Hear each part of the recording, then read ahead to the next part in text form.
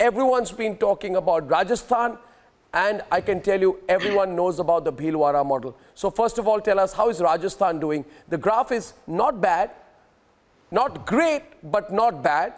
And what is the Bhilwara model? Can you tell me a little bit about both?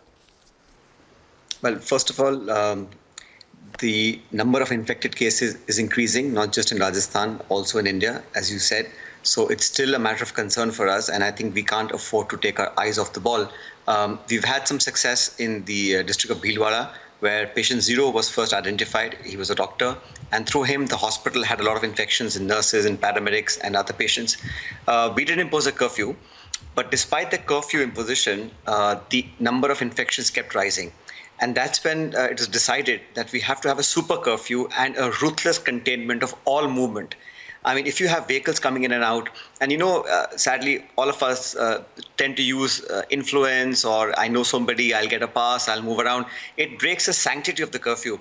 So if you have to have a ruthless containment where nobody can move, no vehicular movement, no individuals moving around, we screened the entire city 3 times. 6,000 people were isolated because they were showing symptoms of influenza-like situations. And we quarantined quite a few people, had about 20,000 beds prepared in Bhilwara itself, should the situation get worse.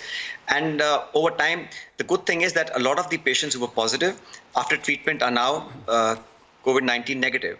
So that's something that I think has worked, but it doesn't mean that we can now sit back and just think that it's all over, because there's a long journey ahead. We have to fight this coronavirus with all the might that we have at our disposal.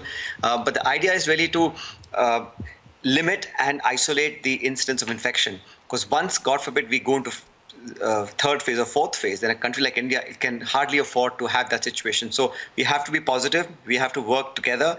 And I think now India is looking at statesmanship, is looking at the leadership of this country, whoever it may be, opposition, government, must work together and fight as one people to be able to overcome this massive challenge that faces all of us, all of humanity, in fact. Absolutely. Can Bhilwara model work everywhere else? We've seen that it's become more, the phrase you used there, Sachin, ruthless containment, is attractive in its usage, but not easy in its implementation, as you have yourself said. Now, we've seen 15 districts in UP, they're all talking Bhilwara model. 20 zones in Delhi, they're saying Bhilwara model. But I need you to tell all the viewers today, people talk of success in Bhilwara. People do not talk about the sacrifice required to achieve that success.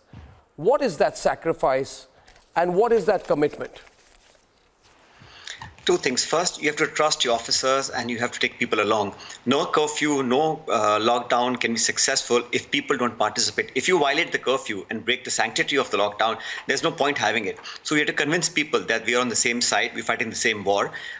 We rotated our doctors and nurses every 6 hours, and the administration actually made sure that the essential items of food grains and edibles were dropped to the doorsteps of all people who were under the curfew.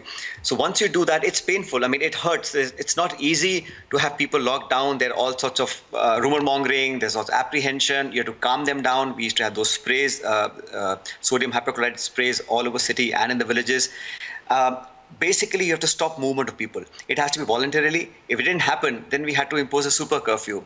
So it takes a lot of, I think, oversight, a lot of management, and the supply chains have to be managed continuously, because we can't run out of essentials, food items, milk. Can you do this? Can you do this at a larger level? For example, can you do it in other places, or is this only possible in a relatively small town?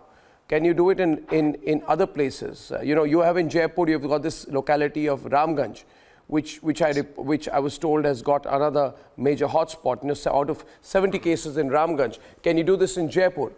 Can you do this elsewhere? The reason I'm asking you is whether you think this is possible and practical to implement at a larger level across India.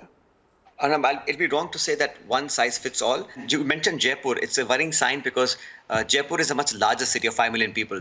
And to impose curfew in all parts was not possible. So we've had imposition in the area. So whenever we detect an individual who's infected, up to 2 kilometers of that person's habitation is completely sealed off and nobody can come or go out.